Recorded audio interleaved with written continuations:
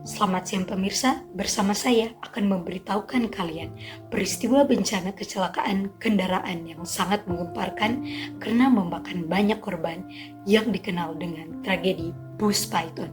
Berikut penjelasan. Sekelompok SMK Yayasan Pembina Generasi Muda Yapemda Sleman, Yogyakarta yang sedang kecelakaan saat pulang dari Dharma Wisata ke Bali. Saat perjalanan rombongan bus ketiga terkena kecelakaan karena di arah yang berlawanan ada truk kontainer yang menyambar depan bus tersebut, membuat busnya terbakar dan dilanjutkan tabrakan dari belakang bus yang ditabrak oleh truk tronton. Hal tersebut membuat kedua pintu bus tidak bisa dibuka sehingga 51 murid, 2 guru, dan 1 pemandu wisata terbakar sampai mati. Berikut saksi warga yang melihat kecelakaan. Pada saat kecelakaan tersebut terjadi, ketika saya melewati tempat tersebut, saya tidak bisa menolong mereka karena mereka habis karena aku terlalu besar dan banyak sekali anak-anak yang menggedor-gedor kaca bus dan mereka berteriak minta tolong. Dan di situ habis terbakar banyak dan saya menjadi sangat trauma ketika mengingat akan hal itu dan tentunya kami sebagai warga sangat berhati-hati di dalam pemilihan bus dan di saat anak-anak kami keluar kami selalu bercerita kepada mereka agar supaya selalu berhati-hati. Banyaknya korban kecelakaan membuat pihak Rumah Sakit Situbondo sangat sibuk dalam menanganinya.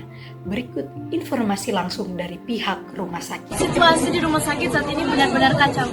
Kecelakaan bus tersebut mengakibatkan hampir semua korban telah meninggal dunia. Dan jumlahnya sangat banyak, sehingga rumah sakit kami tidak mampu untuk menampung para jenazah-jenazah tersebut. Saking banyaknya, terpaksa para jenazah kami tempatkan di koridor-koridor sekitaran rumah sakit. Kami sudah berusaha semaksimal mungkin untuk memberikan perawatan yang terbaik. Namun kami juga berharap agar pemerintah memberikan bantuan bagi kami dalam mengatasi situasi ini. Adapun pihak pemerintah Provinsi Daerah Yogyakarta dan Gubernur Hamid Kubuwono yang bekerja sama dalam penyelidikan dan penanggung jawab mengembalikan korban ke tempat asalnya, juga upaya-upaya lainnya yang dilakukan. Berikut informasi. Ya, baik, kami dari pihak pemerintah sudah mengusahakan yang terbaik. Kami bekerja sama dengan pihak kepolisian dan rumah sakit setempat mendatangkan 54 ambulans dan melakukan serah terima secara simbolik kepada keluarga korban melalui Gubernur Daerah Istimewa Yogyakarta Sri Sultan H. Kami juga dari pemerintah mengeluarkan aturan baru, yakni pintu darurat bus harus ada di atas atau di samping bus, juga dengan menghilangkan pintu darurat, pintu supir, juga mengadakan aturan bahwa pintu bus harus dapat dibuka dari dalam. Ya, juga tidak lupa untuk melengkapi setiap bus yang ada dengan alat-alat keselamatan seperti APAR dan alat pemecah kaca dan juga lain sebagaimana macamnya.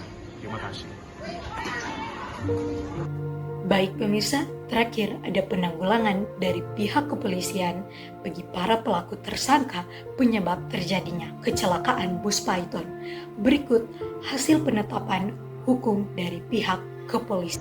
Ya, jadi baik, kami dari pihak kepolisian telah melakukan penyelidikan terhadap kasus kecelakaan ini dan hasil penyelidikan kami terdapat bahwa bus tersebut terbakar dikarenakan keluarnya bahan bakar dari truk kontainer yang berlawanan arah dan juga bahan-bahan yang ada di dalam bus itu mudah terbakar seperti kain karpet yang ada di dalam bus dan juga kain kursi bus tersebut. Dan juga kami telah mengeluarkan mayat dalam bus tersebut selama 5 jam dengan bekerja sama dengan pemadam kebakaran. Kami pun membawa mayat-mayat tersebut ke RSUD Situbondo. Jadi untuk supir dan karnet truk kontainer dikenai pasal 359 Kitab Undang-Undang Hukum Pidana atas kelalaian berkendara yang menyebabkan orang lain meninggal. Supir bus yang berhasil selamat pun dinyatakan sebagai tersangka karena tidak mengutamakan keselamatan penumpang. Terima kasih. Demikian pemirsa, informasi dari berbagai pihak yang terlibat dalam kecelakaan bus Python. Dan bencana kelam bus Python menjadi pembelajaran bagi kita semua bahwa kecelakaan bisa terjadi kapan saja. Untuk itu diperlukan juga tindakan dalam mencegah hal tersebut dengan memperhatikan kendaraan yang akan kita gunakan. Apakah kelengkapan keamanannya lengkap? Apakah supir dan kernetnya sudah terlatih dalam berkendara dan memiliki rasa tanggung jawab yang tinggi terhadap keselamatan penumpang? Bagi para supir, ketika berkendara, berkendaralah dengan baik. Gunakan kecepatannya normal agar bisa memperhatikan kondisi jalanan.